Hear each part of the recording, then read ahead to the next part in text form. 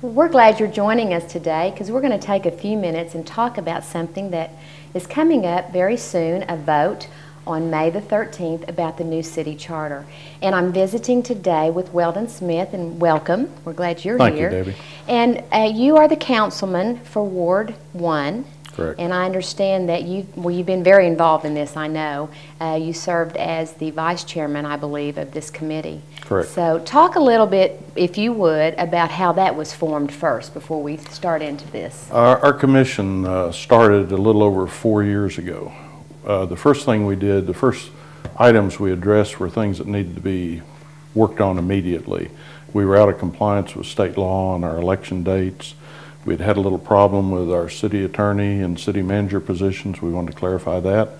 We wanted to impose term limits on our city councilmen, and we wanted to stagger the council terms so the whole council didn't go off at one time. Those things were presented as amendments to the voters in 2005, and they were passed. While we were doing this, our commission decided that there were a lot of problems with our current charter that couldn't be fixed by amendment. We could have amended it 100 times and we'd still have problems. Which brings me to the question, why, that is the question, why did we really have to have a new charter and not just amend it? So if you would, explain that a little further. Well, this charter that we have now was adopted in 1972. It's been amended almost 50 times since then. It was based on an early version of the National Civic League's model charter, which I'll talk about here in a second. Although there were a lot of things that were left out and a lot of amendments were done, there were inconsistencies, redundancies, there were things. I guess the main problem, aside from some of the language and the clarity, was the fact that many essential items are either missing or almost missing.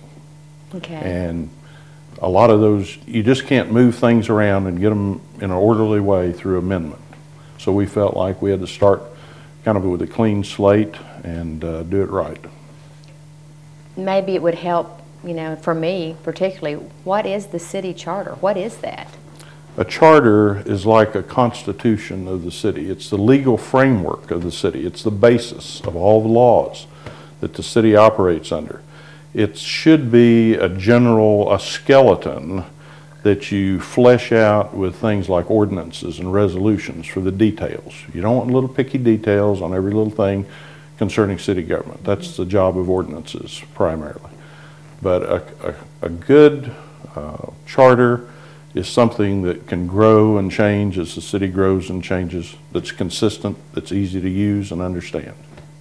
And so your commission, what helped to guide you all to review this and to rewrite this as you did? We had a lot of principles we operated under. First is knowing what a charter is. Secondly, we understood there's no way a piece of paper can allow you to have perfect city government. You can't eliminate all human frailty through a piece of paper.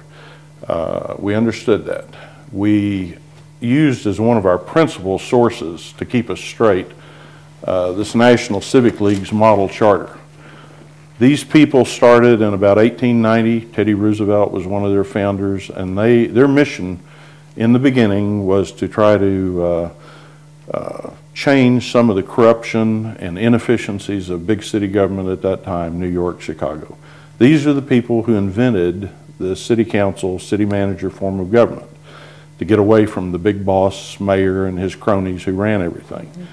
They, in about 1915, put out the first edition of this model charter, which was to be a guide for other cities to pick up and not use entirely, but just kind of give them a guide as to what should be in a charter and what shouldn't be in a charter.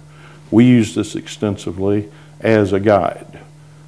These people believe that a charter, for example, high school students should be able to read it and understand it. They think everything should be logically laid out and orderly. So this was a main guide for us to try to keep things straight and put things in that need to be in and keep things out that need to be out. And so I have our questions written out here, so I'm just going to ask you, what principles did the commission use as they worked on this then? Well, the principles included what I've just gone over. Right. In addition, you know, we we tried to, this went on for a year and a half. We had open meetings every other week. We had discussions amongst ourselves. We would have different opinions. We compromised on things, but we tried not to compromise on principle. I had somebody the other day say, well, there was no lawyer on this commission, was there? No, there wasn't a lawyer. However, the city attorney sat in on many sessions. He read this thing probably at least a dozen times and commented. We had other legal experts review it and comment on it. We had financial experts, accounting experts. We had experts in government review it and comment on it. We took all of these things into account and tried to come up with the best possible document we could come up with. So many eyes have been on this besides our commissions, and many experts have looked at it. And the many eyes of our public too will have a chance, Yes. a chance to do that too. So That's right. what are the if we just singled out a few things, what are the major changes that are going to take place if this charter is accepted? Well, the biggest single area of change has to do with the city's financial and budgeting methodology and the way things are done with our finances. We found there are many areas in finance.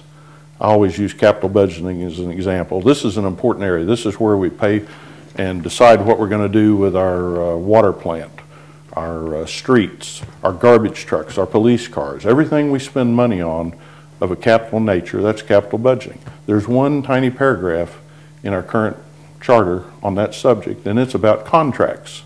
There's nothing in there about planning, prioritizing, figuring out which things should be done first, how are we going to pay for them and what do they cost. All of that is, you know, it's not there. And we've changed that. We've taken things out of the model charter to try to get a proper method of going through and doing capital budgeting.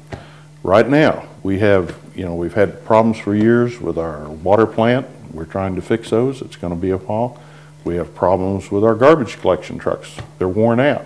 Should have been replaced. Those are things that if capital budgeting was done properly, these things wouldn't be happening. There are many areas in finance that have been improved and updated. Give you another example.